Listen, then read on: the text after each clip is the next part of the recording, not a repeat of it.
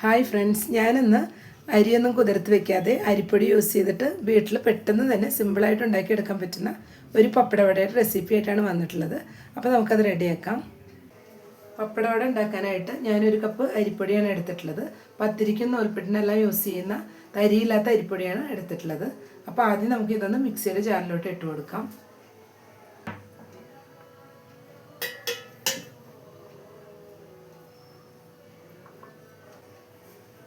ഇനി ഇതിലോട്ട് നമുക്കൊരു 1/2 ടീസ്പൂൺ മഞ്ഞൾപ്പൊടി ചേർത്ത് കൊടുക്കണം.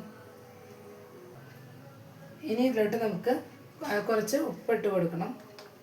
കുറച്ച് മാത്രം ഇട്ട് കൊടുത്താൽ മതിയാവും, പപ്പടത്തിൽ ഉപ്പുള്ളതാണ്. അപ്പോൾ ഈ പൊടിയിലേക്കുള്ള ഉപ്പ് കൂടെ ചേർത്ത് കൊടുത്തിട്ടുണ്ട്.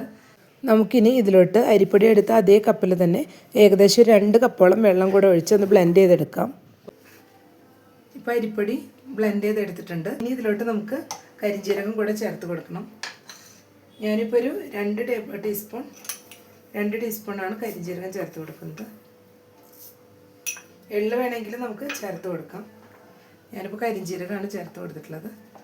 ഇതെല്ലാം കൂടെ നന്നായി ഒന്ന് മിക്സ് ചെയ്തെടുക്കാം. നമ്മുടെ ബാറ്റർ ഇവിടെ റെഡി ആയിട്ടുണ്ട്. ഇപ്പോൾ ഞാനൊരു പാൻ വെച്ചിട്ട് ഓയിൽ ഒഴിച്ചു കൊടുത്ത് നന്നായി ചൂടായി വന്നിട്ടുണ്ട്. ഇനി അപ്പോൾ ഇതിലോട്ട് നമുക്ക് ഓരോ പപ്പടമായിട്ട് ബാറ്ററിൽ മുക്കിയിട്ട് ഫ്രൈ ചെയ്തെടുക്കണം.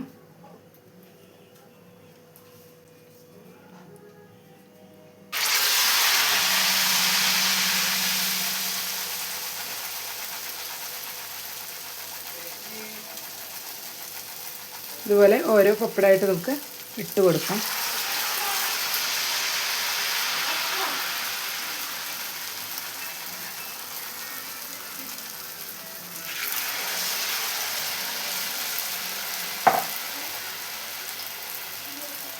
ഇപ്പോൾ ഒരു സൈഡ് മൊരിഞ്ഞ് വരുന്നുണ്ട്. അപ്പോൾ ആ സമയം നമുക്കിത് ഓരോന്നായി മറിച്ചിട്ട് കൊടുക്കണം.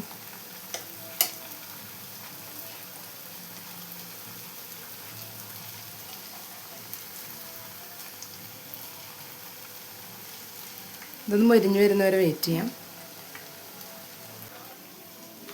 ഇപ്പോൾ നമ്മുടെ പപ്പടവടയെല്ലാം ഇവിടെ ഫ്രൈ ആയി വന്നിട്ടുണ്ട്. ഇനി നമുക്ക് ഓരോന്നായിട്ട് എണ്ണയിൽ നിന്ന് മാറ്റാം.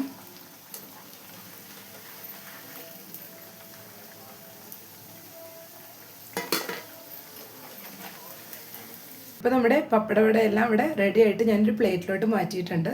നല്ല ക്രിസ്പി ആൻഡ് ടേസ്റ്റി ആയിട്ട് നമുക്ക് ചായയുടെ കൂടെ കഴിക്കാൻ പറ്റുന്ന ഒരു ഈവനിങ് സ്നാക്കാണ്. അപ്പോൾ എല്ലാവരും ഇതൊന്ന് ട്രൈ ചെയ്ത് നോക്കുക. ഇഷ്ടപ്പെട്ടെങ്കിൽ ലൈക്ക് ചെയ്യാനും ഷെയർ ചെയ്യാനും സബ്സ്ക്രൈബ് ചെയ്യാനും മറക്കരുത്. താങ്ക്